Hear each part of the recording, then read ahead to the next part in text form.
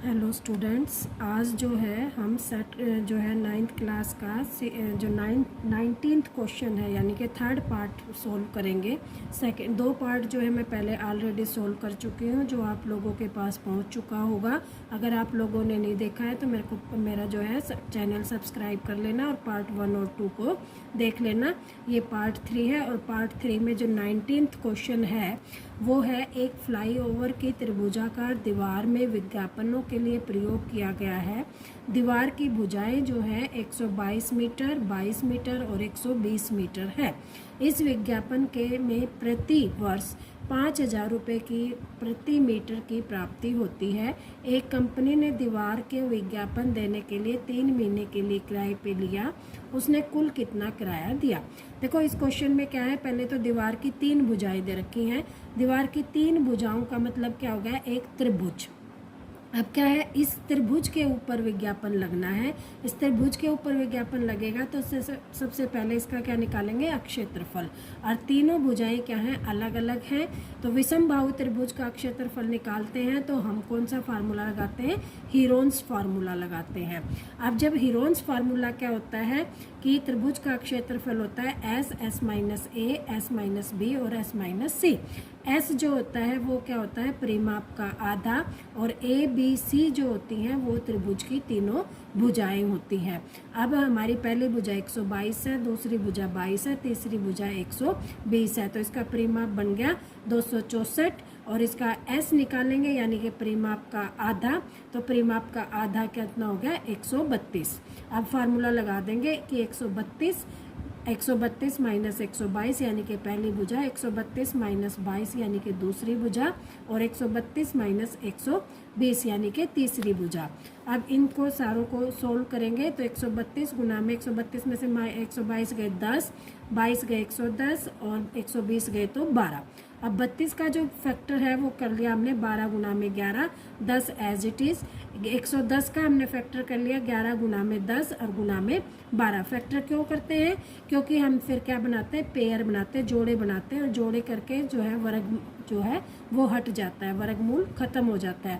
देखो 12 का तो एक पेयर बन गया, 11 का एक पेयर बन गया, 10 का एक पेयर बन गया। सारे पेयर बाहर निकल गए, वर्गमूल के अंदर कुछ नहीं बचा। तो हमारा आंसर आ गया 120 मीटर स्क्वायर। अब वो आगे क्या कह रहा है कि 1 मीटर स्क्वायर पर, ये दे रखा है इसमें कि 1 मीटर पर 1 साल के लिए यानी कि 12 महीने के लिए 5,000 रुपये है। तो हम लिखेंगे 1 मीटर स्क्वायर पर 12 महीने विज्ञापन लगाने का किराया है 5,000 रुपये। विज्ञापन कंपनी ने कितने महीने के लिए लगाया? 3 महीने के लिए।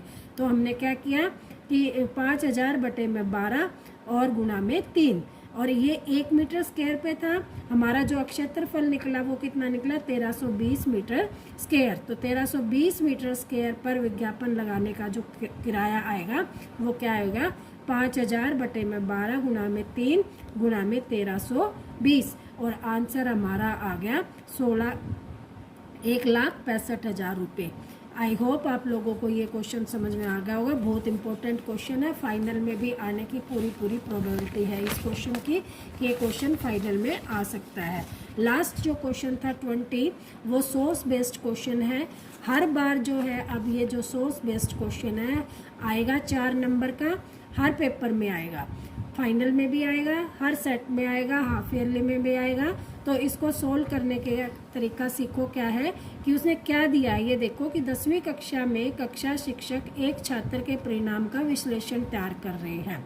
नीचे दिए गए अनुसार द्विखंड आलेख का उपयोग करके कक्षा 9वीं 2018-19 और कक्षा 10वीं 19-20 में प्राप्त छात्र के अंकों की तुलना की जाती है। वो क्या कह रहा है कि एक छात्र 9वीं में किस सब्जेक्ट में कैसा था, 10वीं में वो किस सब्जेक्ट में कैसा हो गया, इसका कंपैरिजन किया गया है। यहाँ पर आप देख लो सब्जेक्ट्स दे रखे math, science, SST, English, Hindi. अब उन्होंने ये ग्राफ बनाया है। अब क्वेश्चन पढ़ो। फर्स्ट क्वेश्चन क्या किया कि किस विषय में प्रदर्शन में सबसे अधिक सुधार हुआ। अब सबसे अधिक सुधार का मतलब क्या है कि जो सबसे पहले कम वीक था उसके बाद वो इंटेलिजेंट हो गया या वो अच्छा करने लग गया। तो सबसे कम किसका था? मैथ का। और सबसे ज़्यादा किसका हो गया फिर मैथ का। तो सुधार किस में हुआ सबसे ज़्यादा, मैथ में। तो इसका आंसर आ जाएगा मैथ। फिर आगे कह रहा है किस विषय में प्रदर्शन खराब हुआ। खराब होने का मतलब क्या है, पहले वो अच्छा था बाद में वो बेकार हो गया। तो देखो इंग्लिश में क्या है, पहले जो ग्राफ है वो बड़ा है, उसके बाद वो छोटा हो गया, यानी कि पहले इंग्लिश में वो अच्छा था, उसके बाद उसके कम नंबर आए। ये इधर दे रखे मार्क्स दे रखे, पहले उसके मार्क्स मान लो 50-60 के रेंज में थे, तो फिर वो 50 से भी कम हो गए। तो इंग्लिश में जो है वो कम हो गया, इसलिए उसका खराब प्रदर्शन रहा। अगला जो क्वेश्चन है उसमें कह रहा है किस विषय में प्रदर्शन बराबर रहा। अब बराबर किस में, ये दोनों बराबर हैं।